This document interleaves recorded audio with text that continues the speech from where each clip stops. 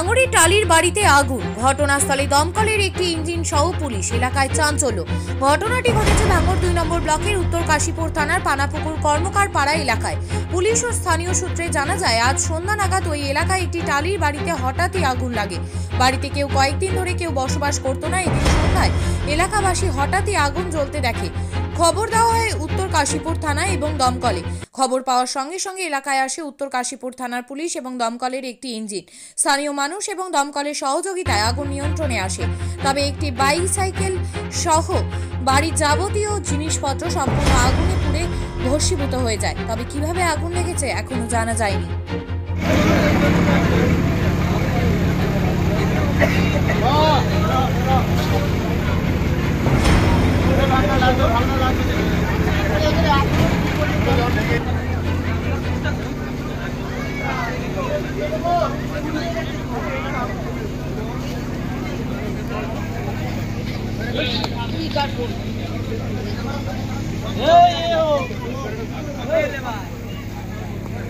বাচ্চারা তো সর গ্যাস ছাড়া আনতে দে।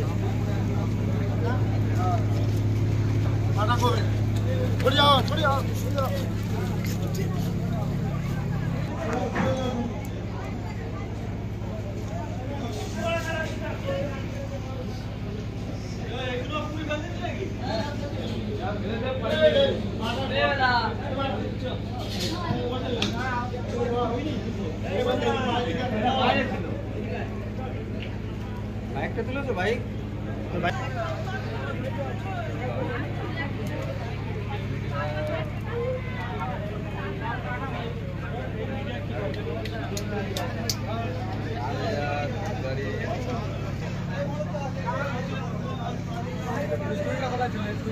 বাড়িতে থাকে এটা তো এখানে চলে যাবে।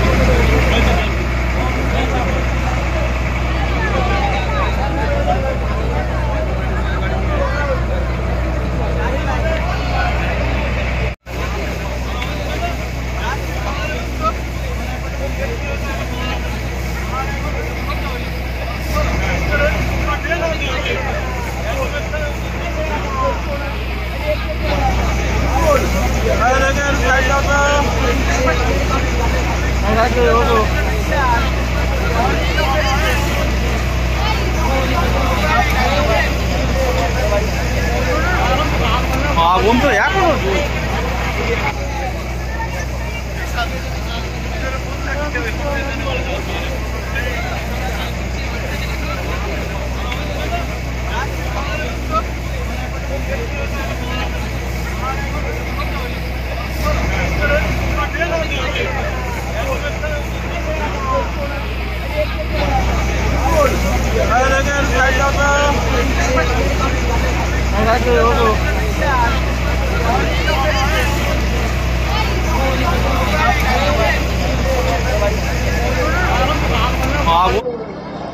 আগুনটা কীভাবে লেগেছে তখন বোঝা যাচ্ছে না। এখানে কেউ থাকে না। এবার হয় শর্ট সার্কিট থেকে মনে হয় যেটা শর্ট সার্কিট থেকেই হয়েছে, কেননা এখানে রান্না বান্নাও হয় না, অন্য কিছু হয় না, এখানে কোনো মানুষ থাকেও না। আপাতত যতটুকু সম্ভব মনে হচ্ছে যে শর্ট সার্কিট থেকেই হয়েছে। কখন হয়েছে ওটা সন্ধ্যা নাগাদ হয়েছে, ওই 6টা 10-15 দিকে হয়েছে মনে হচ্ছে। হ্যাঁ হ্যাঁ, আগুন সম্পূর্ণ নিয়ন্ত্রণে এসেছে। থানাতে ফোন করা হয়েছিল, থানা থেকে ওনারা এসেছিলেন। তারপরে দমকল থেকে এসেছে, বর্তমান দমকল এখনও আছে, ওরা আগুন নিবানোর কাজ সম্পূর্ণ করেছে। ক্ষয়ক্ষতি তো অনেক কিছু হয়েছে। এখানে যেহেতু পুরনো বাড়ি, এখানে সবাই থাকতো, আগে থাকতেন। আমার মানে জেলা শ্বশুরমশাই আগে থাকতেন, ওনার সমস্ত কিছু এখানে ছিল।